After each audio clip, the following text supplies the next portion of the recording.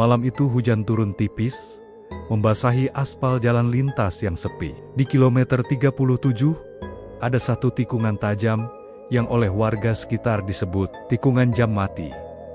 Setiap orang yang sering melintasi jalur ini tahu satu aturan tak tertulis.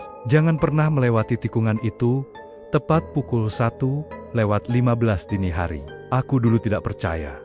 Sampai akhirnya aku mengalaminya sendiri. Pekerjaanku adalah sopir travel malam antar kota. Jalur ini memang rute tercepat, tapi reputasinya sudah terkenal rawan kecelakaan. Yang paling aneh, setiap laporan kecelakaan yang terjadi di tikungan itu selalu mencatat waktu yang sama persis. Jam 1:15.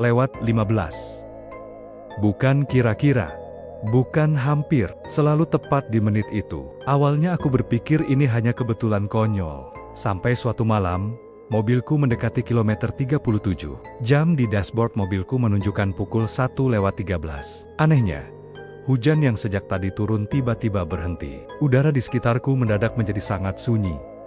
Bahkan suara jangkrik pun hilang. Radio yang dari tadi menemaniku bernyanyi, mati. Begitu saja. Perasaanku mulai tidak enak. Aku pun melambatkan laju mobil, merayap pelan mendekati tikungan. Saat jarum jam menyentuh angka 1:14, mataku menangkap sesuatu di depan. Sebuah mobil sedan tua terparkir miring di pinggir jalan, tepat di mulut tikungan.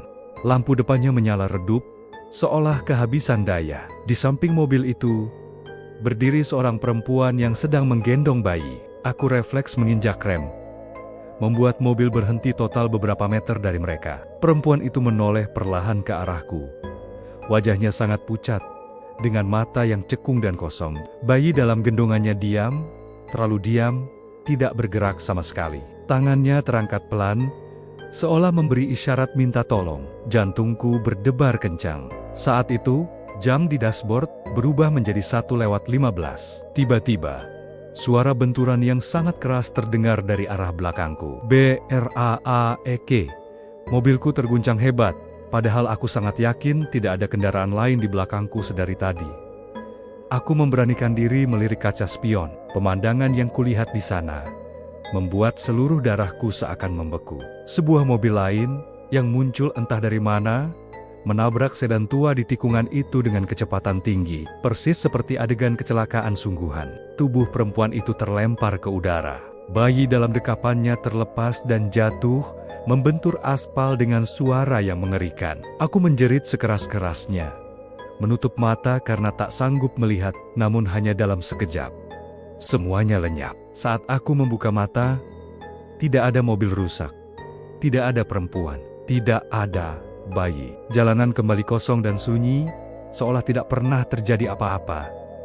Dengan gemetar, aku melirik jam di dashboard. Angkanya menunjukkan pukul 1:16. Dengan tangan yang masih bergetar hebat, aku tancap gas meninggalkan tempat itu.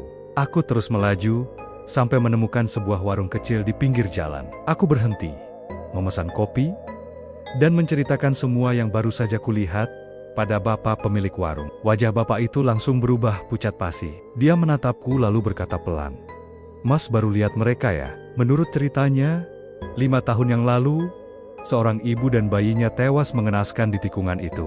Mobil mereka mogok, dan mereka ditabrak lari oleh mobil yang melaju kencang, tepat pada pukul 1:15 dini hari.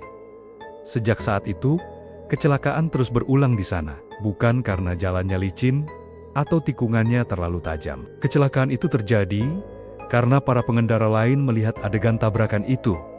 Sama sepertiku, mereka panik, lalu refleks membanting setir untuk menghindar, dan akhirnya malah celaka sendiri. Yang lebih mengerikan dari semua ini, kata bapak itu, perempuan dan bayinya tidak sedang mencari pertolongan. Mereka hanya ingin ada yang menggantikan posisi mereka. Dan selama jam masih menunjukkan pukul 1:15, tikungan itu tidak akan pernah benar-benar aman. Terima kasih sudah menyimak. Jangan lupa subscribe untuk cerita lainnya.